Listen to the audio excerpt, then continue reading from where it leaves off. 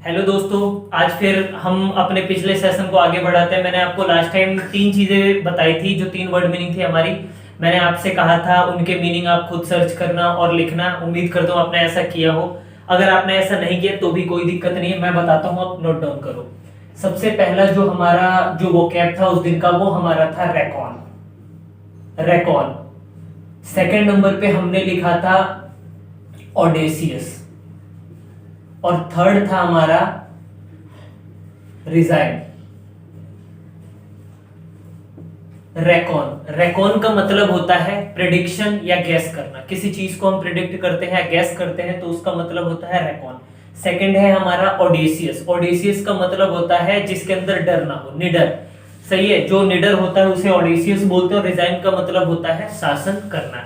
सही है, जैसे अंग्रेजों ने हम लोगों पे क्या करा था, शासन करा था, उसे रिजाइन बोलते हैं। ये तीन वर्ड मीनिंग थे जो मैंने आपको लास्ट क्लास में काम दिया था। आज मैं आपको एक चीज बताने जा रहा हूँ। पिछली क्लास में जैसे मैंने आपको बताया कि यू के साथ इस कब लगता है, आज मैं आपको बताता हूँ हम आई के साथ आर कैसे लगा सकते हैं।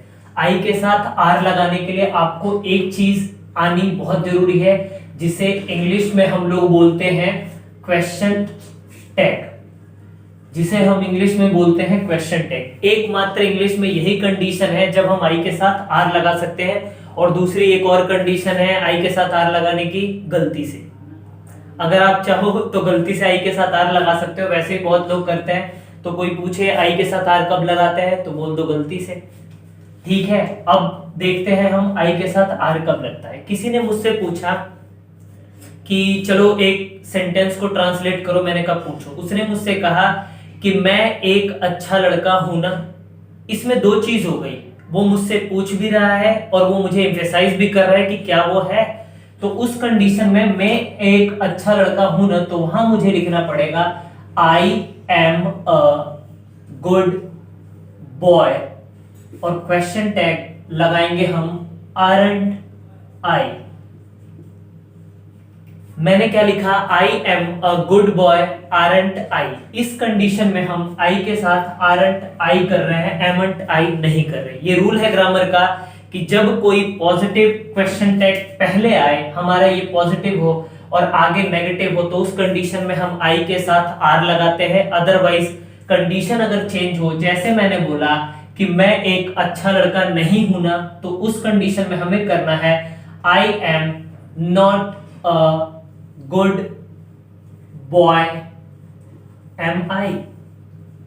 तब हमारा क्वेश्चन टैग पूरी तरह चेंज हो जाएगा और वहां कंडीशन क्या होगी, वहां हम आई के साथ एम लगाएंगे, ना कि आर। इस दो चीजों को आपको अपने माइंड में रखना है हमेशा। जब हमारा इधर वाला पोर्शन पॉजिटिव होगा, तब हम इधर क्वेश्चन टैग नेगेटिव करते वक्त ही हम आई के साथ आर लगाएंगे। और जब हमारा इधर नेगेटिव होगा, तब क्वेश्चन टैग इधर करते वक्त ही हम एम लगाएंगे। ये कंडीशन है इंग्लिश की। जब हम क्या करते हैं, जब हम आई के साथ आर लगाते हैं, यही कंडीशन आपको हमेशा अपने माइंड में रखनी है। क्योंकि कई बार लोग हमसे ऐसे सवाल करते हैं कि क्या आप बता सकते हो आई के साथ आर कब लग सकता है। तो सिंपली अब हम कह सकते हैं कि I know the condition where I can put R with आई।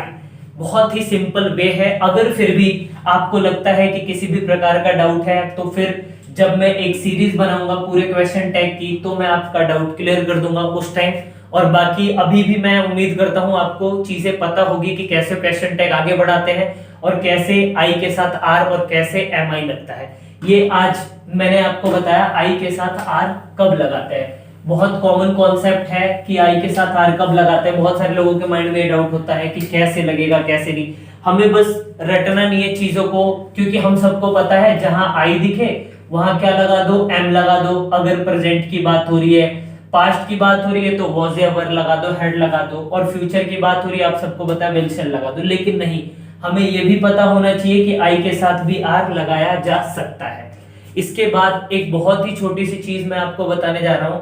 एक चीज आपको हमेशा याद रखना है, जिसे इंग्लिश में बोलते हैं प्रेडिकेट। जिसे इंग्लिश में बोला जाता है प्रेडिकेट। प्रेडिकेट क्या होता है, किसी ने पूछा है कि व्हाट इज प्रेडिकेट। हमें कॉमन सा आंसर करना है। प्रेडिकेट क्या होता है, कोई सेंटेंस लिख दे। मैंने कहा I am not going to school. I am not going to school. किसी ने कहा क्या आप मुझे बता सकते हैं इस सेंटेंस में प्रेडिकेट क्या है? बहुत ही कॉमन कॉन्सेप्ट, सब्जेक्ट को अलग कर दो, सब्जेक्ट के बाद जितना बचा हुआ पोर्शन है इंग्लिश में उसे ही क्या बोला जाता है? प्रेडिकेट।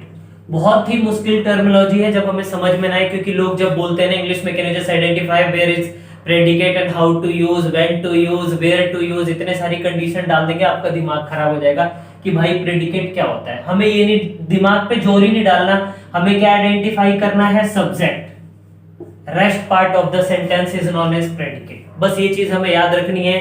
ये दो चीजें बहुत ही जल्दी मैंने कोशिश करी आपके दिमाग में डालूं, फिर भी अगर आपको कोई डाउट है तो आप मेरे से पूछ सकते हैं। इसके अलावा एक चीज और मैं आपको बताना चाहूंगा, हर बार मैं आपसे कहता हूं जो भी चीज मैं आपको बताऊं उन चीजों को आप रफली या फिर जैसे फेयर के रूप में आप यू लिखना चाहें उन्हें लिख सकते हैं। उसके बाद एक चीज और आपको अपने माइंड में रखनी है, हर सेशन के एंड में मैं आपको जरूर घर से करने के लिए कुछ काम दूंगा, उन्हें अपने अपने माइंड में रख के आपको उनका, कुछ भी हो सकता है वो काम, उनका आंसर मुझे करना है। आज का जो आपका टास्क है वो आज फिर मैं आपको 3 वोकैब देता हूं, आप, मैं उम्मीद करता हूं उन जो वर्ड मीनिंग में दूंगा उनकी हिंदी आप लिखिएगा।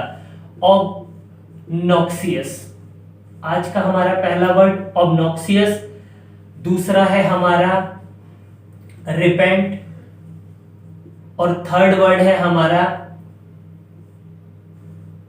कैलो।